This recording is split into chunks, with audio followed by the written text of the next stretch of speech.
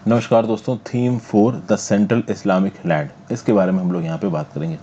देखिए, इस्लाम धर्म कैसे शुरू हुआ, कैसे इसका प्रचार प्रसार हुआ, प्रॉफेट मोहम्मद साहब की ज़िंदगी के बारे में यहाँ पे बहुत सी इन्फॉर्मेशन दी हुई है। इस इन्फॉर्मेशन को एक एक करके समझने की कोशिश करेंगे। बहुत इंपॉर्टेंट पार्ट वर्ल्ड हिस्ट्री का यहाँ पे शुरू हो रहा है। तो यहाँ पे हम लोग बात करते हैं कि जब हम लोग 20वीं शताब्दी में कदम रखते हैं तो आप देखोगे कि ऑलरेडी 100 करोड़ से ज़्यादा मुस्लिम्स दुनिया भर में अलग अलग कंट्रीज़ में रह रहे हैं। ये अलग अलग देशों में हैं, अलग अलग भाषा बोलते हैं, अलग अलग प्रकार से ड्रेस पहनते हैं, इनके कल्चर अलग अलग हैं, खान पान का तरीका अलग अलग है। अब देखिए, वो प्रोसेसेस जिसके थ्रू अलग अलग देशों की पॉपुलेशंस ने मुस्लिम धर्म को अपनाया, ये प्रोसेसेस अलग अलग हैं। लेकिन जो सरकमस्टांसेस थे, और सरकमस्टांसेस के रिस्पेक्ट में आप देखोगे तो भले ही आज दुनिया भर के अलग अलग भागों में जो मुस्लिम्स रह रहे हैं वो अलग अलग प्रकार से मुस्लिम्स बने, भले उनके कल्चर अलग हैं, लेकिन जो इस्लामिक कम्युनिटी है, इसके जो रूट्स हैं ये बहुत यूनिफाइड हैं।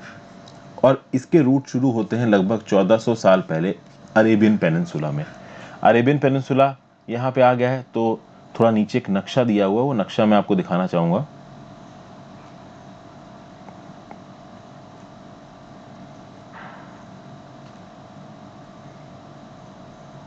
आप इस नक्शे को देखिए। इस नक्शे में ये जो पूरा का पूरा इलाका है जहाँ पे मैं अपना कर्सर घुमा रहा हूँ, ये है अरेबियन पेनिनसुला। और यहाँ पे जो इस्लाम धर्म की स्थापना हुई है, ये जो ग्रीन रंग का जो इलाका दिखा रहा है ना, यहाँ से शुरुआत तो देखिए इसकी मक्का से हुई है। उसके बाद मोहम्मद साहब मदीना गए अपने फॉलोअर्स के साथ। मदीना से ये एक्सपेंड होना शुरू हुआ, धीरे धीरे धीरे धीरे करके पूरा ये ग्रीन इलाका।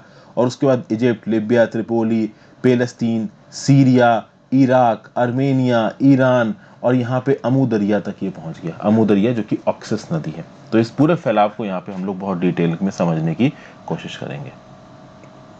तो वापस शुरुआत में आ जाते हैं। हाँ जी, तो हम देखेंगे कि कैसे इस्लाम धर्म का उदय हुआ, कैसे ये एक ऐसी टेरिटरी में फैला जो आज की डेट में इजिप्ट से लेके अफगानिस्तान तक जाती है। उस समय पे इस इजिप्ट से लेके अफगानिस्तान के इलाके में इस्लामिक सिविलाइजेशन फैल रही थी फ्रॉम 600 टू 1200 एडी। और आज की डेट में भी आप देखोगे तो ज़्यादातर ये जो इलाका है, यहाँ पे जो मुस्लिम सोसाइटी है वो डोमिनेंट है। इस्लामिक सोसाइटी की बात की जाए तो यहाँ पे बहुत सारे अलग अलग पॉलिटिकल और कल्चरल पैटर्न्स है। तो धर्म भले ही एक है, लेकिन अलग अलग देशों में कल्चर और पॉलिटिकल गवर्नेंस का तरीका अलग अलग है। कहीं कहीं पे डिक्टेटरशिप है, कहीं कहीं पे डेमोक्रेसी है, कहीं कहीं पे डेमोक्रेसी और डिक्टेटरशिप का एक मिक्स है। ओके, तो आप देखोगे कि जो इस्लामिक शब्द है, ये आप देखिए केवल इसका रिलीजियस सेंस यहाँ नहीं निकल के आता है। जब मुस्लिम धर्म के प्रचार प्रसार की बात हो रही है तो इस इस्लामिक शब्द का मतलब केवल धर्म से नहीं है, ओवरऑल ये सोसाइटी को डिनोट करता है और कल्चर को डिनोट करता है। मतलब वो सोसाइटी, वो कल्चर जो इवॉल्व हुआ इस्लामिक धर्म के राज के साथ। धर्म ने तो एक इंपॉर्टेंट रोल यहाँ पे प्ले किया ही है, बट सोसाइटी और कल्चर ने भी यहाँ पे एक बहुत इंपॉर्टेंट रोल प्ले किया। ओके, और आप देखोगे कि एक ऐसी सोसाइटी उदय हो रही थी इन इलाकों में जहाँ पे जो मुस्लिम फेथ था वो सोशली डोमिनेंट था, जो मुस्लिम कल्चर था वो सोशली डोमिनेंट था। लेकिन ये मत सोचिएगा कि इस कल्चर में कोई और नॉन मुस्लिम्स थे ही नहीं। नॉन मुस्लिम्स भी थे यहाँ पे क्रिश्चियंस भी थे, यहाँ पे जूस भी थे। उन क्रिश्चियंस जूस को कुछ टैक्स देने पड़ते थे, बट वो सेफली रहते थे। ओके, शुरुआत में जहाँ जहाँ पे भी मुस्लिम एक्सपेंशन हुआ है वहाँ वहाँ पे नॉन मुस्लिम्स को मारा गया है, ये ज़रूरी नहीं है, ठीक है ना। लेकिन धीरे धीरे आगे आने वाले समय में आप देखोगे कि जब इंटर रिलीजियस स्ट्राइफ बढ़ेंगी तब जरूर ये धर्म के नाम पे माराकाटी शुरू होगी, लेकिन वो थोड़ा बाद में होगी। Initial parts of Islamic expansion में ऐसा नहीं होगा। ओके, फिर आगे बात करते हैं। तो यहाँ पे हम लोग history of central Islamic lands को पढ़ेंगे, और history of central Islamic lands जो कि 600 एडी से लेके 1200 एडी के बीच में है। अभी के लिए हम लोग बात करें तो इस हिस्ट्री के बारे में हमको पता कैसे चलता है। इसको डिस्कस करने से पहले थोड़ा सेल्फ प्रमोशन। वीडियो पे लाइक का बटन, अगर अब तक आपने इस वीडियो को शेयर नहीं किया कर दीजिए। इस चैनल को शेयर और सब्सक्राइब नहीं किया कर दीजिए दोस्तों। ज्वाइन बटन दबा के आप हेल्प कर सकते हैं। मेरे चैनल हर्षित द्विवेदी एजुकेशन के प्लेलिस्ट सेक्शन में जाइए, वहाँ पे आपको अलग अलग सब्जेक्ट्स की प्लेलिस्ट मिल जाएगी। अगर आपको अच्छा लगे तो आप ज्वाइन बटन दबा के हेल्प कर सकते हो। अभी के लिए जब तक प्रीलिम्स का एग्जाम नहीं होता तब तक मैं कोई अलग से मेंबर्स ओनली वीडियो नहीं बना रहा हूँ, तो उस रिस्पेक्ट में अगर आप हेल्प करना चाहो तो ही ज्वाइन करो। इंस्टाग्राम पे फॉलो कर लीजिए, आपके जेन्युइन डाउट्स के जवाब दूंगा। टेलीग्राम ग्रुप ज्वाइन कर लीजिए। मेरे करंट अफेयर्स के लेक्चर्स की पीडीएफ, मेरे सारे लेक्चर्स की नोटिफिकेशन आपको टेलीग्राम ग्रुप में मिल जाएगी। और जो जीमेल पे या इंस्टाग्राम पे आप अपने डाउट्स भेजते हैं, क्वेरीज भेजते हैं, उनको मैं शॉर्ट्स के थ्रू या छोटी छोटी वीडियो के थ्रू भी रिजॉल्व करने की कोशिश करता हूँ। एक नया इनफॉर्मल सा इनिशिएटिव मैंने शुरू किया है जिससे डायरेक्टली मैं अपने स्टूडेंट्स के साथ जुड़ने की कोशिश करता हूँ। तो जितने भी अलग अलग प्रकार के ऐसी क्वेश्चंस हैं जो कि जनरली सबके मदद कर सकते हैं, उनको मैं टेकअप करता हूँ। तो वापस आते हैं, सेंट्रल इस्लामिक लैंड्स 600 से लेके 1200 एडी, इनकी हिस्ट्री के बारे में जो क्रॉनिकल्स हैं, जो तवारिख हैं, क्रॉनिकल्स को तवारिख भी बोलते हैं, मतलब ऐसे डॉक्यूमेंट्स जो हिस्ट्री को टाइम के हिसाब से बताते हैं। फिर कुछ सेमी हिस्टोरिकल वर्क्स हैं जैसे कि बायोग्राफीज, तो किसी एक पर्टिकुलर पर्सन के बारे में एक बायोग्राफी लिखी गई, इसको बोला गया सीरा। अभी जब उस पर्सन के बारे में बायोग्राफी लिखी गई है तो उस पर्सन के समय पे क्या हो रहा था सोसाइटी में ये भी लिखा हुआ, तो इससे पता चलता है। फिर records of the sayings and doings of the prophet, prophet Muhammad साहब ने क्या किया, उन्होंने क्या कहा, इसका एक रिकॉर्ड, इसको हादत बोलते हैं।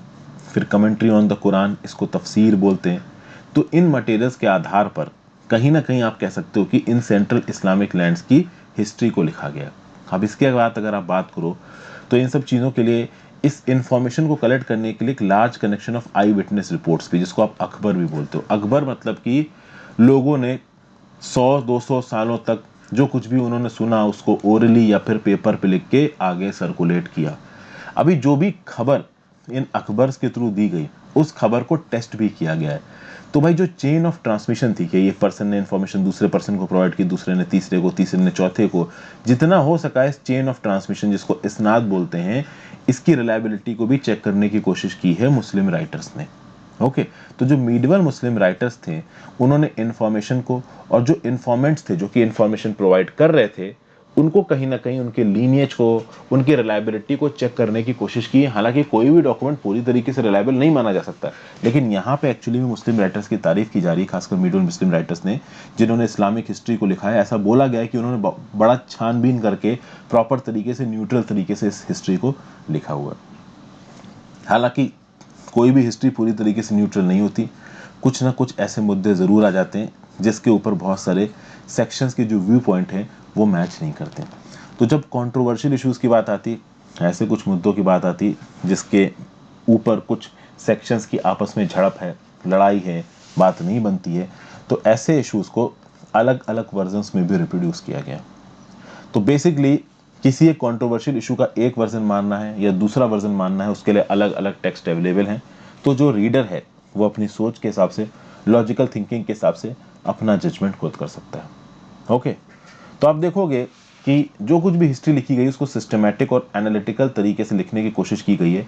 तो अकबर में, अकबर क्या है, अकबर मतलब कि किसी भी इंफॉर्मेशन को ओरली या फिर रिटन में एक जनरेशन से दूसरे जनरेशन तक ट्रांसमिट करना। तो अकबर में जो बताया गया, आंख बंद करके उसको नहीं माना गया है। ज़्यादातर जो इन्फॉर्मेशन प्रोवाइड की गई है उसको सिस्टमैटिक और ऑर्गेनाइज तरीके से डेसिफर करने की कोशिश की गई है।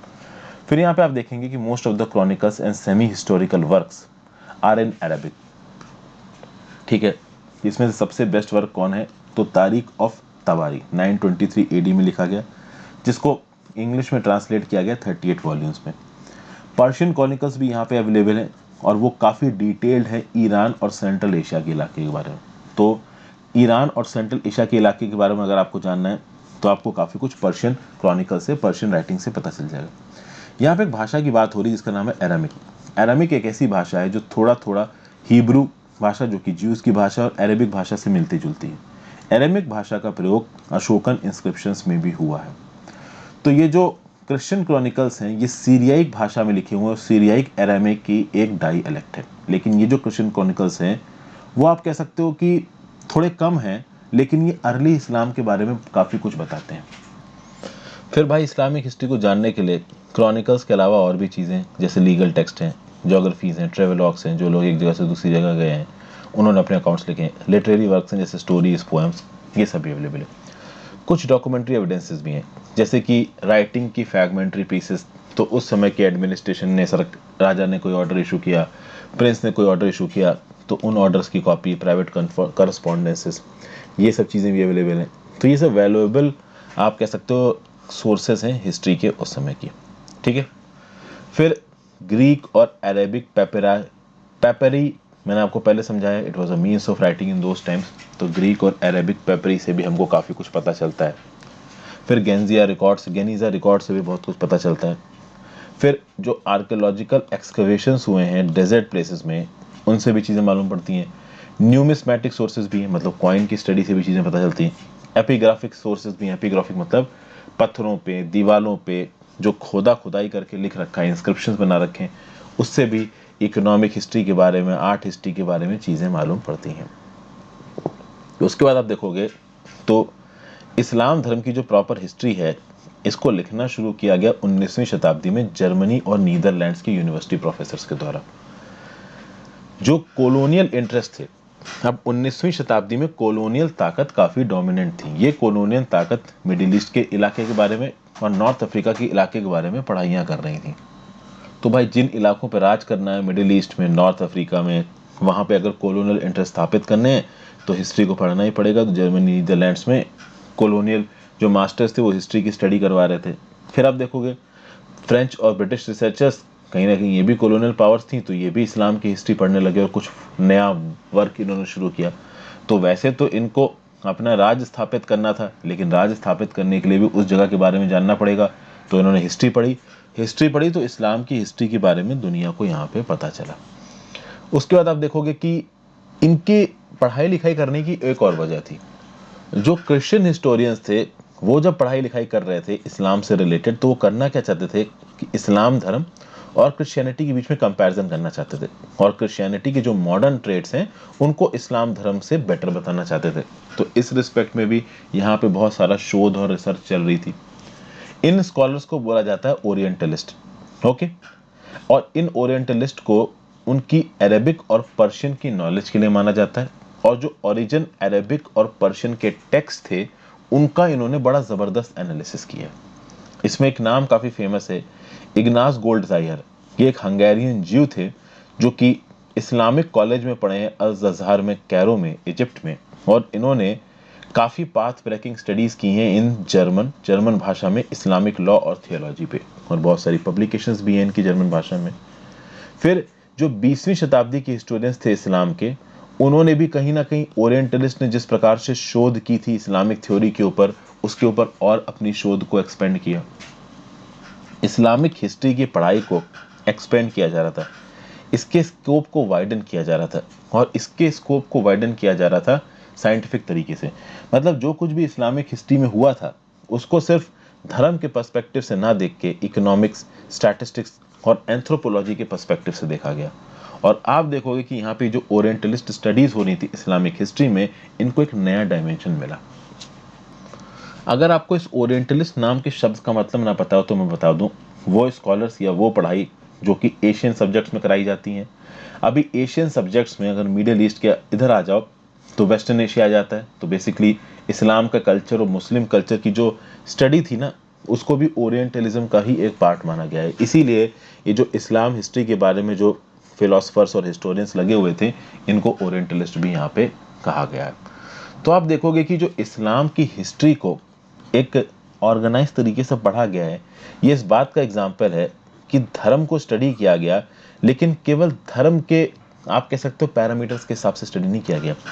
एक धर्म को जो लोग फॉलो करते हैं उनके कुछ कस्टम्स होते हैं, उनको कुछ बिलीफ होते हैं।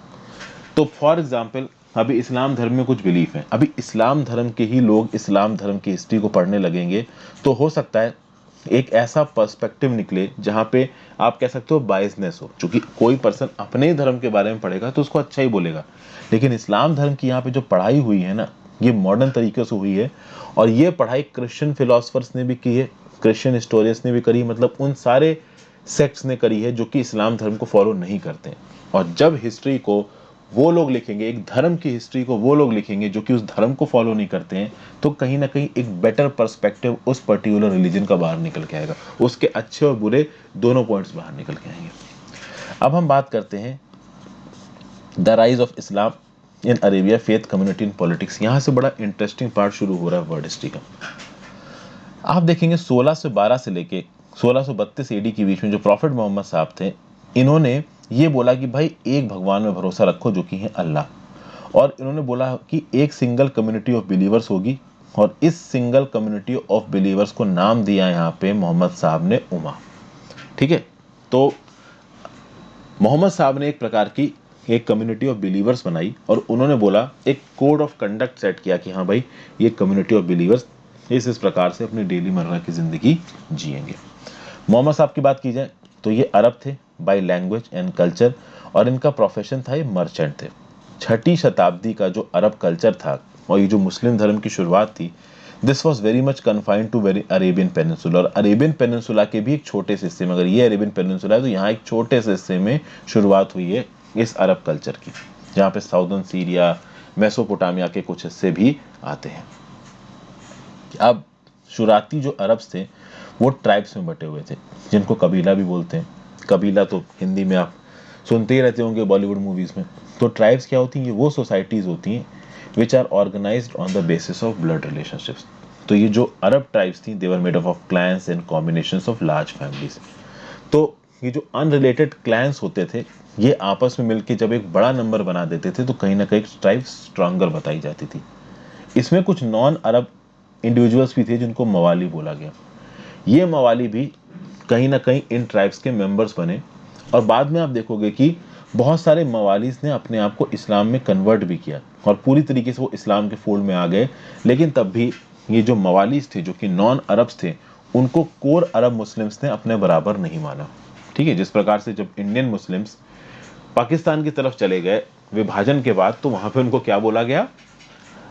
मुजाहिर। ये कौन सी मूवी बताई गई थी? सरफरोश। तो कुछ इस प्रकार का सीन था यहाँ पे कि जो नॉन अरब इंडिविजुअल्स थे, जो कि मवाली थे, बाद में जब वो अरेबिक फोल्ड में आए, जब उन्होंने मुस्लिम धर्म में अपने आप को कन्वर्ट कर लिया, उसके बाद भी उनको बराबर का दर्जा नहीं दिया गया। खैर वो इतना इंपॉर्टेंट पॉइंट नहीं है यहाँ पे। उसके बाद अगर आप बात करोगे तो जैसा कि मैंने बताया, ये जो अरब्स थे ये ट्राइब्स में डिवाइडेड थे। हर कबीले का एक चीफ हुआ करता था और उस चीफ को फैमिली कनेक्शंस के आधार पर चुना जाता था। और उसके साथ साथ देखिए, कुछ हद तक फैमिली कनेक्शंस के आधार पर, कुछ हद तक उसकी पर्सनल करेज, विजडम और जेनरोसिटी के आधार पर। इस्लाम धर्म में शुरुआत से ही एक चीज बहुत इंपॉर्टेंट मानी जाती है, जेनरोसिटी। आप कितना दान करते हो, इसको बहुत इंपॉर्टेंट माना जाता है इस्लाम धर्म में। हर ट्राइब की शुरुआत में एक अपने गॉड और अपने गॉडेसेस थे, और वो लोग मूर्ति पूजा करते थे, आइडल पूजा करते थे, इसको सनम बोलते थे। आप समझिए यहाँ पे आगे आने वाले समय में जो इस्लाम धर्म आने वाला है और उससे पहले की जो ट्राइब्स थी उसमें एक फर्क था। इस्लाम धर्म को जिस ट्राइब्स ने अपनाया वो पहले आइडल की पूजा करते थे, मूर्ति पूजा करते थे। आज की डेट में जो इस्लाम धर्म है जब से बना है, उसमें मूर्ति पूजा नहीं मानी जाती है। ठीक है, तो पहले यहाँ पे जो ट्राइब्स थी अरब इलाके में, वहां पे जो श्राइन होती थी, वहां पे मूर्तियां रखी रहती थी भगवान की। बहुत सारी अरब ट्राइब्स नोमैडिक थी। नोमैडिक मतलब एक जगह से दूसरी जगह वो ऑन द मूव रहती थी, जिनको बेडुइन्स बोला करते थे।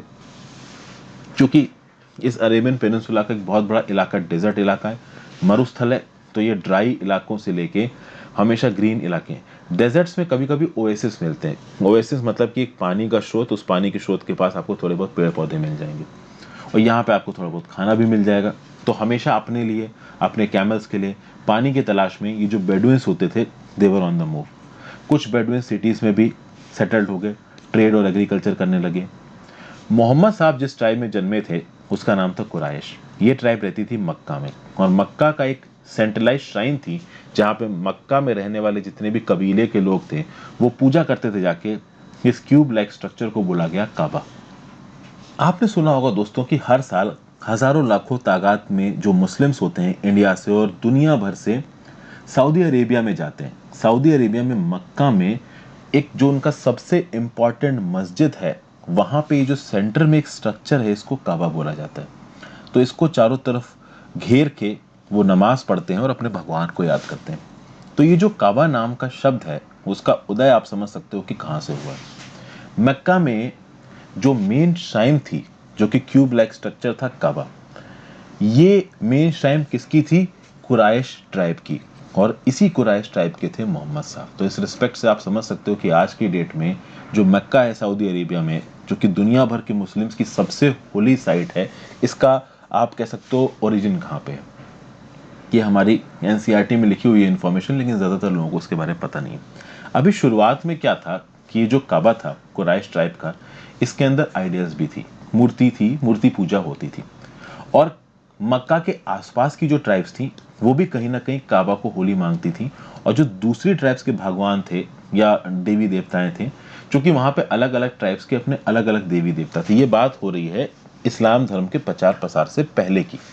तो काबा में कुछ बाकी ट्राइब्स भी आके अपने देवी देवताओं की मूर्तियां रखते थे और एनुअल पिलग्रिमेजेस होते थे। अक्सर कर ये ट्राइब्स इस काबा के पास आते थे और इसको बोला जाता था हज।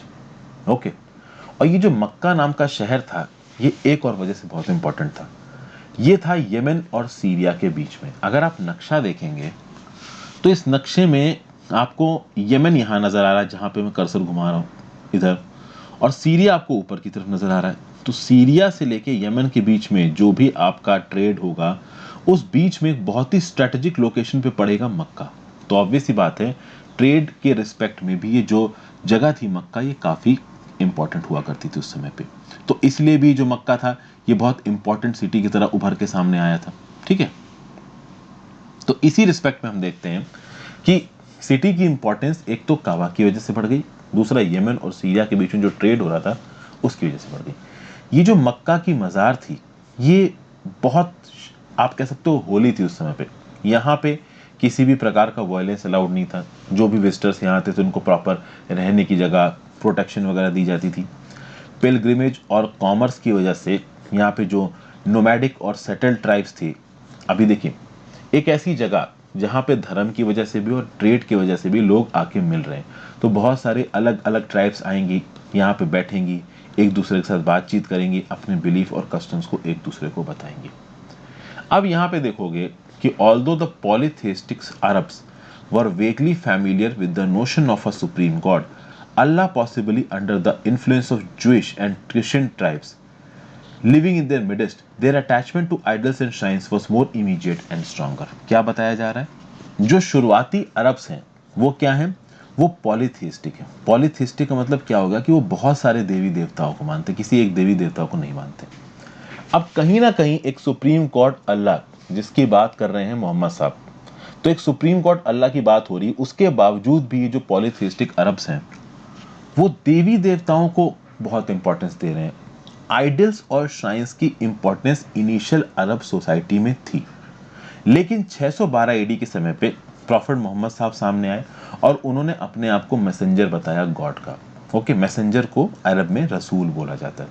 और उन्होंने बताया कि भगवान ने, यानी कि अल्लाह ने उनको ये कमांड दी है कि भाई आप लोगों को जाके जिंदगी की असलियत के बारे में बताओ। और यहाँ पे प्रॉफिट साहब ने कुछ वर्शिप करने के तरीके बताए, जिसमें सिंपल रिचुअल्स थे, डेली बेसिस पे प्रेयर्स करना जिसको सलात बोलते हैं, मॉरल प्रिंसिपल्स को फॉलो करना, आर्म्स बांटना तो गरीबों को, ज़रूरतमंदों की मदद करना, चोरी वगैरह ना करना। और इस रिस्पेक्ट में मोहम्मद साहब ने कम्युनिटी ऑफ बिलीवर्स बनाया जिसको उम्मा बोला गया, ये मैंने ऊपर बताया। ओके। और ये जो उम्मा की कम्युनिटी ऑफ बिलीवर्स हैं, उनके ऊपर एक सेट ऑफ रिलीजियस बिलीफ लागू होगा, एक कोड ऑफ कंडक्ट लागू होगा जिसको इस उम्मा को मानना पड़ेगा। फिर the community would bear witness shahada to the existence of the religion before God as well as before members of the religious communities. Muhammad's message particularly appealed to those Meccans who felt deprived of the gains from trade and religion and were looking for a new community identity. तो अब देखिए, एक ऐसी Arabic society जहाँ पे अलग अलग भगवानों की पूजा की जाती है, जहाँ पे एक पर्टिकुलर एक ऐसा मक्का नाम का शहर है, डेवलप हुआ है, जहाँ पे ट्राइब है, जहाँ पे अलग अलग ट्राइब्स के लोग आके पूजा करते हैं और उन्होंने अपनी अपनी मूर्तियां मक्का में रख रखी हैं। ट्रेड के लिए भी वो इंपॉर्टेंट जगह है। उस समय पे मोहम्मद साहब आते हैं और अपने मैसेज को लोगों की देने की कोशिश करते हैं। अब आप एक पर्टिकुलर न्यूट्रल पर्सन की तरह सोचो कि जब कोई ऐसा पर्सन आके अपनी राय बताएगा, तो उस सोसाइटी के जो रईस लोग थे, उस सोसाइटी के जो एलीट लोग थे, जो ट्रेड के दम पे काफी ऊपर थे, क्या वो मोहम्मद साहब की बात कभी सुनेंगे? ऑब्वियसली बात नहीं सुनेंगे। लेकिन उस सोसाइटी में जो दबा कुचला पर्सन होगा, जो कहीं ना कहीं अपने आप को डिसएडवांटेज या वुलनरेबल फील करता होगा, वो कहीं ना कहीं मोहम्मद साहब की बात सुनेगा। क्योंकि मोहम्मद साहब की बातों में कुछ बहुत अच्छी बातें थी। अच्छी बातें क्या थी? कि भाई दूसरों की मदद करना, एक सिंपल जिंदगी जीना, मॉरल प्रिंसिपल्स को फॉलो करना, थोड़ा इक्विटेबल टाइप की यहाँ पे ट्रीटमेंट की, आप कह सकते हो, आशा दिख रही है कुछ लोगों को। और उसके चलते यहाँ पे वो लोग जो ज़्यादा ट्रेड से फ़ायदा नहीं ले पा रहे थे, रिलीजन से फ़ायदा नहीं ले पा रहे थे, कहीं ना कहीं दबे कुचले थे, उन्होंने इस पर्टिकुलर मैसेज को माना, मोहम्मद साहब के प्रिंसिपल्स को फॉलो किया और फिर वो कहलाए मुस्लिम्स। और उनको ये भी प्रॉमिस किया गया था इस धर्म में कि they will promised salvation on the day of judgment, मतलब डे ऑफ जजमेंट आएगा, क़ियामा आएगा, जिस दिन सबको इंसाफ मिलेगा।